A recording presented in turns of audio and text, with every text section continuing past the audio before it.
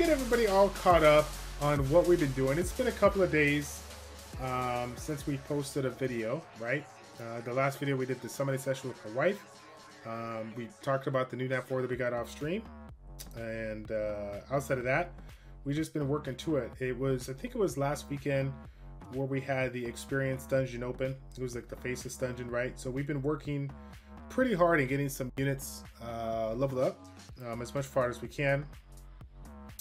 Obviously, the Air Diva was one of the ones that I wanted to go ahead and get done. She is 5-star maxed out. We're running Haste Precision set right now.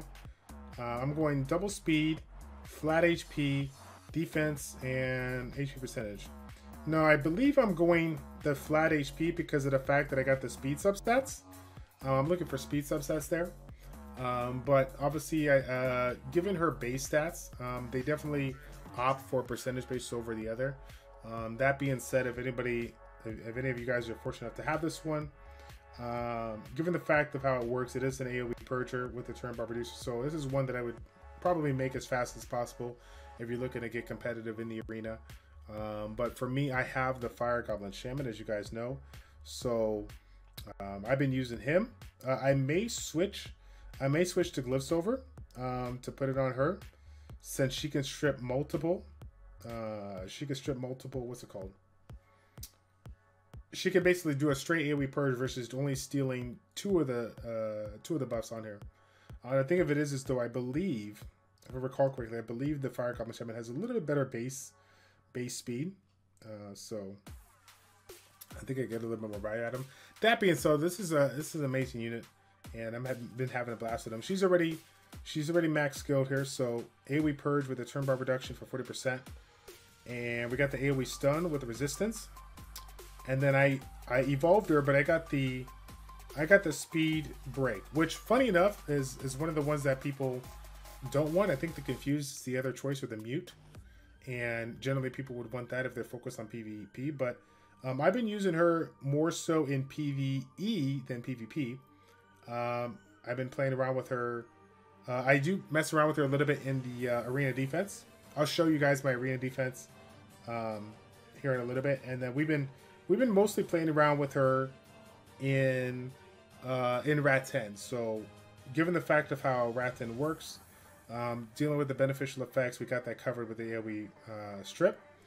The stuns with the resistance is really, really nice because if I'm bringing in other units that provide other harmful effects or AoE poisons, this is going to help out a lot. Honestly, I'll probably make a separate video just on resistance. The resistance debuff has to be one of the most underrated debuffs ever, especially when you climb up in the higher ranks of PvE, most notably like Tower of Trials or whatnot. This is super strong, and honestly, I feel like it's something that we're all going to have to consider down the road, especially for like I said, TOT, and even who knows what kind of work they do with regards to like this raid boss. Making sure you land specific debuffs is hard enough as it is getting the accuracy that you need. But if you can't get the accuracy, why not bring in some unit that may synergize well with your team and provide that AoE resistance break that you have here. So it's really, really nice. We'll go ahead and run Rat 10 real quick, and then we'll showcase some the arena defense so you can see. So prior to this team, we were running the water bomber with the water arcane bird, right? And the reason why we had a water arcane bird is because it has the attack break, it has a speed break, and it has the shelter buff. So a little bit has everything you need, right? This is why this is considered one of the top 2-star units out there. Awesome damage mitigation, but also just makes it super easy for you to cycle your skills because it provides that slow break and then of course the attack break so that you don't take as much damage. So given the fact that we had the Air Diva and we got ourselves the Evo for the speed break, I thought to myself, well, if I got the speed break on skill 1 and I got the elemental advantage towards the boss, why not 5-star a unit that does a really good amount of damage and also provides the attack break that we're looking for. So even though Air Diva is not built for damage completely, we could play around with her glyphs and make her do that way if I want to down the road. But right now I'm just using it with the glyphs that I have. we're able to sneak in a little bit more added damage. The bombers from the water giant and using the bombs, I like that unit. I think it's really strong. One of the cool things about him was he had that stun on his first skill, so he could stun the boss or stun the ad that gives the invulnerability. But he would also, you know, once it's stunned, he would also target it and it'd be kind of at a loss. Whereas I can use the Air Diva's second skill, get the stun with the resistance debuff as well, and have those units locked down while I break them down here. So here we are with the boss. We got that AoE stun right away, so we're not really worried about the ads right now. It allows me to bring in the Earth Feather Core, do what he does best, put in those poisons, and just essentially wait for the Water Treant to go ahead and burst these units down. The only downside is that the Water Treant, you know, will focus down that fire one sometimes. Every once in a while, we do get he does get the jump on the water one, do it, but this is a little bit faster than the previous runs. This generally goes about 2.5 minutes. It can be a little bit faster if we can keep that. If we can keep that fire giant locked down.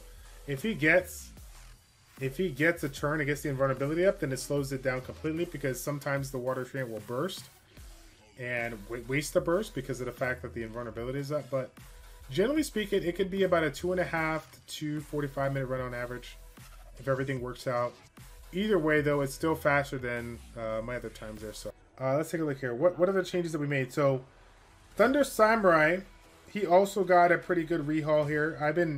He is obviously one of my main nukers for arena offense. So he's been doing. I've been just basically just trying to improve his glyphs as much as possible. I'm addicted to 100% critical rate, given the fact of how strong this unit is on the third skill. I felt like I needed to get him there. He's the same way though. He's like speed. He's also like speed attack,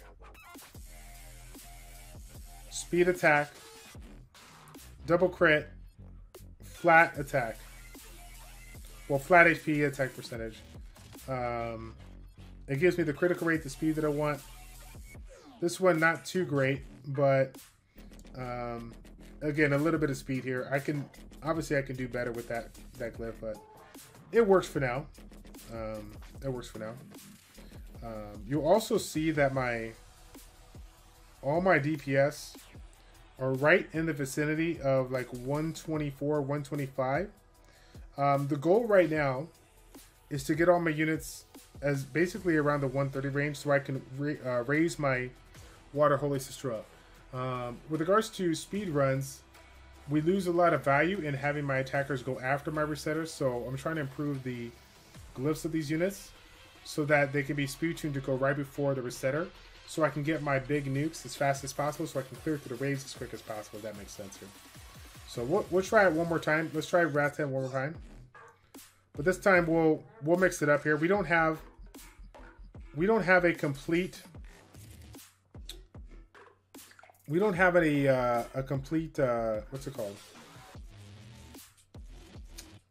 A complete working team here. But we'll give it a go. We'll try it out. Is poison still considered strong, or is it straight damage better? I think poison is always going to be the primary DPS that you're going to be using as an early to make game player.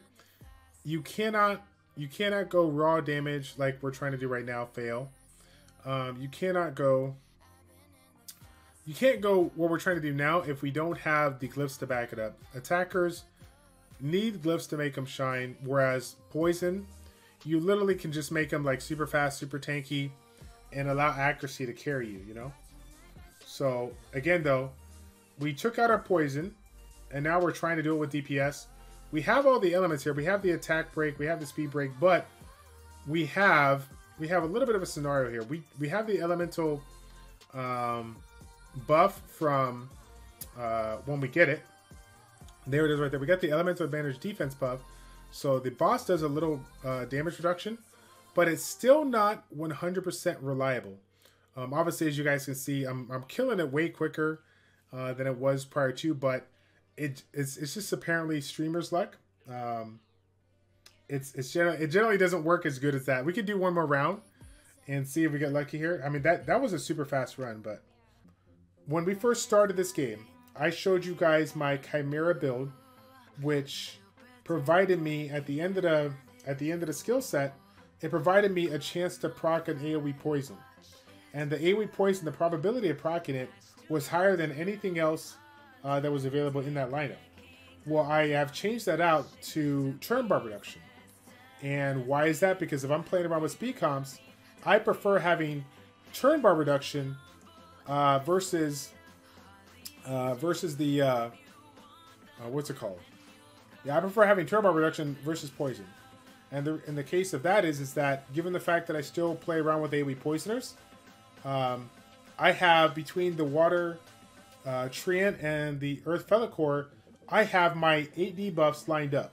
And as you guys know, when you have the 8 debuffs lined up, you're not gonna be able to put any more debuffs on. They only can have a maximum of 8. So if I'm already hitting a certain maximum of debuffs, why not consider providing the turn bar manipulation so that I can just cycle through my abilities a little bit more and just do more damage, right? That's the kind of goal that I have. Again, it's very dependent on your account and what kind of units you have. So it's all the idea of what you can do is very subjective, which is it's really dependent on what you got. So again, that goes back to one of the questions that we got from Foresighter, where we were talking about related to MMBG or Summoners War. The customization on this game is really, really nice, and I truly enjoy it. I would obviously I'm going to play both games because I enjoy turn-based mobile RPGs. Obviously, I love action RPGs, turn-based mobile RPGs. I like MOBAs. I like a lot of things, but there is something unique about this game that we have not seen the full potential on. And when it comes around, I do believe that there will be more people that will enjoy it. And we'll just have to wait and see how it goes. But this is one of those things where I threw the team in there just to let it run because I wanted to see what it does. And like I said, an AoE slow makes way more sense. See, that's what's supposed to happen. Right there. This is what's supposed to happen first turn. This is what it looks like. So I can't even taunt him.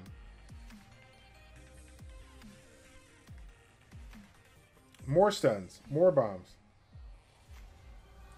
So, and this is why I think it's kind of interesting, because the bomb, take note that the bomb blows up and stuns the opponent after the 2-turn taunt goes off, right? So if the air giant does a third skill, 2-turn taunt mute, it goes through.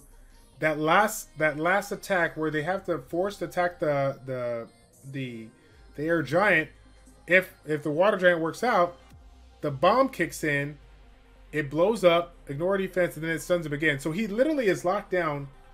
Their team is locked down for 3 turns straight. Would a slow make sense? Most definitely, but it's more of a domino effect of CC that is just super annoying to deal with. And it's not like, I mean, it's CC, but we got CC combined with the mute from the air giant. So even if they got a unit that resists maybe the taunt per se, and the mute lands, they still cannot cleanse or they still cannot heal. So it's just a pain to deal with. That's my thought process. I have no other reason to explain why it's working so good.